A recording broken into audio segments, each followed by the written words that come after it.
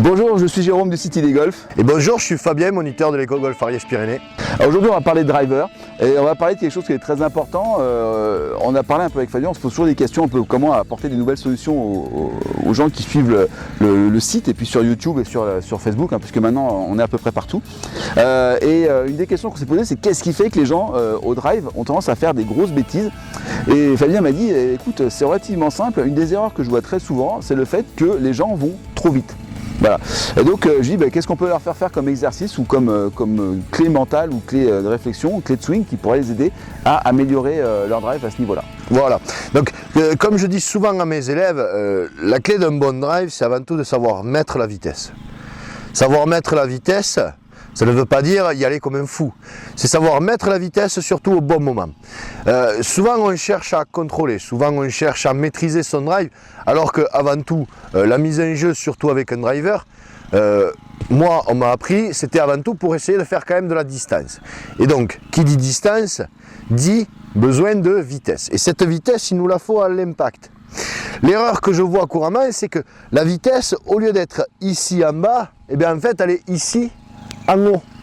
C'est-à-dire que soit on finit très vite et on utilise de l'énergie, soit on recommence très vite, on brusque soit la fin du backswing, soit le début du downswing, et donc automatiquement il y a une totale perte d'énergie, et donc on n'en a plus du tout pour l'impact, et c'est ça qui nous pose des fois souci, et qui fait que aussi le driver, qu'est-ce qu'il fait? Il bouge, il tourne, et on perd en direction, on perd en précision. Donc notre objectif sera de trouver un moyen pour arriver à mettre la vitesse ici et pas là-haut. Voilà ce que vous allez faire. Donc je vais le faire d'abord sans balle et ensuite je le ferai avec la balle. Ce que je vais faire, c'est que je vais faire une petite pause. Ici en haut, je vais m'arrêter véritablement. Alors c'est vraiment un exercice, mais on voit que maintenant certains pros, surtout au niveau asiatique, marque cette pause, marque ce petit temps d'arrêt en haut du swing pour arriver à surtout bien relâcher les bras et les mains pour que la vitesse soit ici à l'impact. Donc je vais monter, m'arrêter et une fois que je suis ici, je laisse tomber, vous voyez, et je marque vraiment cette pause. Donc c'est je monte et je redescends, je monte et je redescends.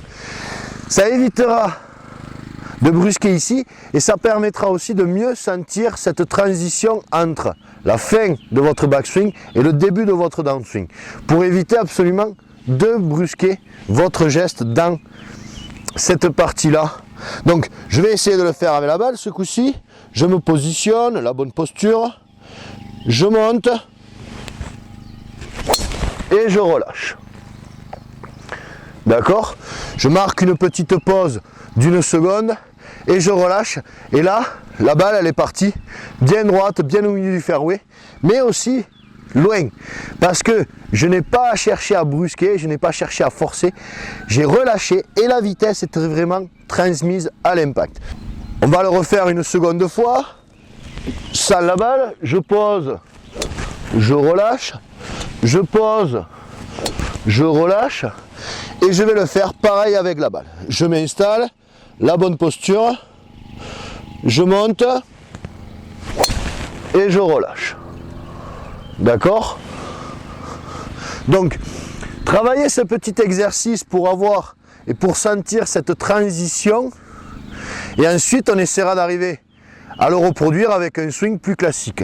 Ce coup-ci, donc, j'ai travaillé mon exercice 2 fois. Je vais essayer de reproduire la même chose sans marquer autant la pause, mais en essayant toujours pareil de ressentir ce relâchement des bras et des mains à l'impact.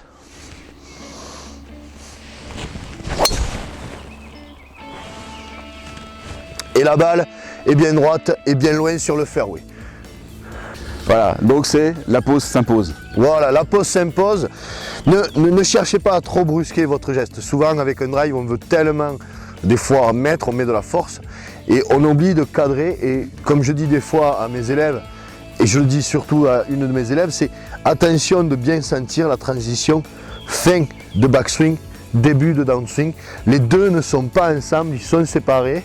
Même si ça s'enchaîne assez rapidement, il faut marquer la différence entre la fin de votre backswing et le début du downswing pour éviter absolument de brusquer et de perdre votre énergie pour l'avoir véritablement, surtout au drive, pour l'avoir vraiment à l'impact et non pas quelque part ici en haut de votre swing. Donc deux choses importantes, donc le fait de faire une petite pause, même si c'est tout petit, une pause, et après surtout de laisser tomber. Je relâche les mains, les bras vers le bas, vers le sol, et naturellement, l'inertie du club fait la différence et ça prend de la vitesse. Voilà, donc c'est très bien parce que vous faites une pause et en plus vous laissez travailler le club à votre place, donc il y a un double gain, quoi. Voilà. Double gain est plus facile. Voilà.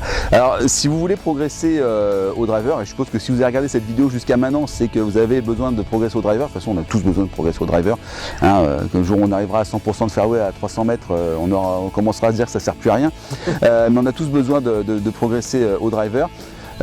Eh bien, Fabien a fait une formation complète sur le drive, ça s'appelle Driving Attitude, dans laquelle donc, tu parles d'un concept qui est fondamental, qui est le concept de largeur.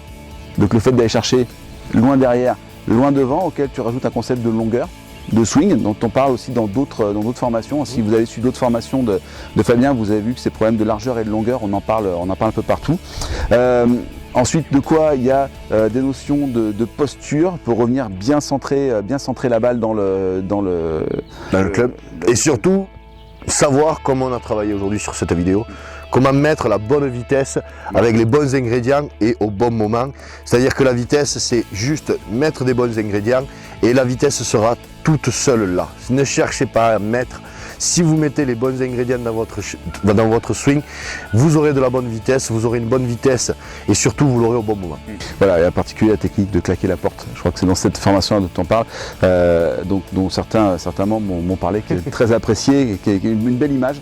Voilà, puis après il y a des questions sur le mental, sur la stratégie, sur le matériel, etc. Enfin bref, voilà. Une formation très complète sur le drive du début à la fin, tout ce qu'il faut savoir pour rentrer dans le drive. C'est pas un swing séquence comme d'autres formations qu'on peut voir, hein, c'est vraiment des principes et des concepts fondamentaux pour réussir à bien driver. Et donc cette formation complète sur le drive, vous pouvez la rejoindre maintenant. Cliquez sur le bouton qui est situé juste sous cette vidéo. Tout de suite après avoir validé l'accès avec le partenaire sécurisé du site, eh bien vous retrouvez Fabien qui vous donne donc dans chacune de ces vidéos les concepts et les exercices à faire pour améliorer votre drive et donc réussir à gagner en longueur et en régularité, parce qu'encore une fois, gagner 30 mètres si c'est pour les mettre dans le rough ou dans leur limite, ça n'a aucun intérêt. Voilà.